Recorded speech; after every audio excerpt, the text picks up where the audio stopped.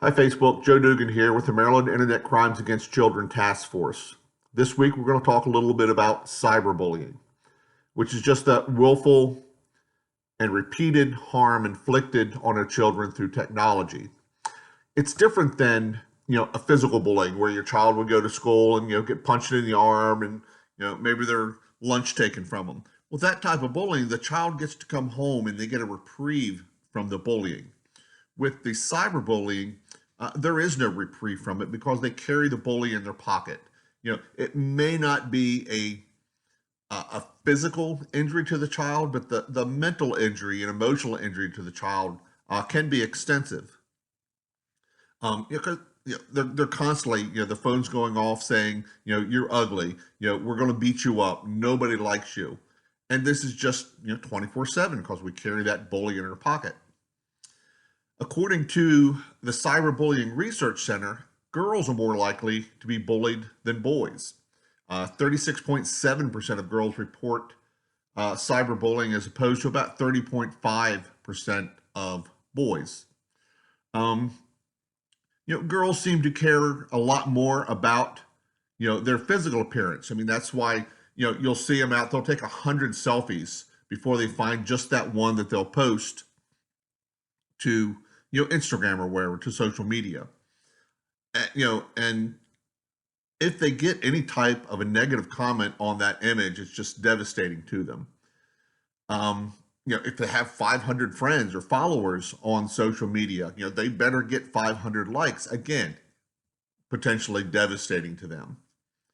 Um, bullying sends Bullying behavior seems to spike during transition years, like from elementary school to middle school or middle school to high school.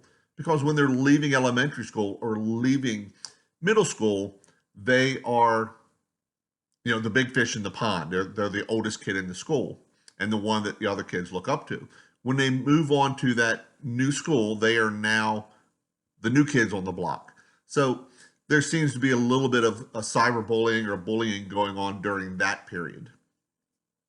How do we deal with cyberbullying?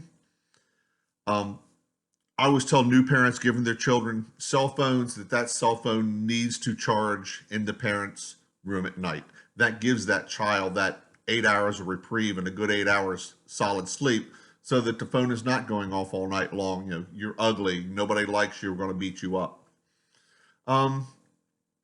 If you do have a problem with cyberbullying, in case that it's needed for legal action later on, make sure you copy down the screen name of the person doing the bullying, what the message was, screenshot it.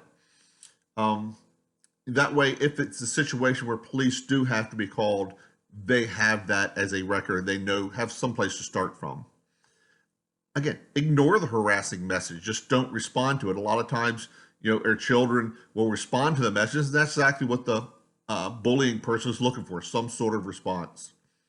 You can also use the block feature or ignore feature. I had a young man come to me. He was being bullied online. I said, well, why don't you just block them? Oh, I can't block them. Why can't you block them? Well, then I won't know what they're saying about me. Again, that's a whole nother issue. But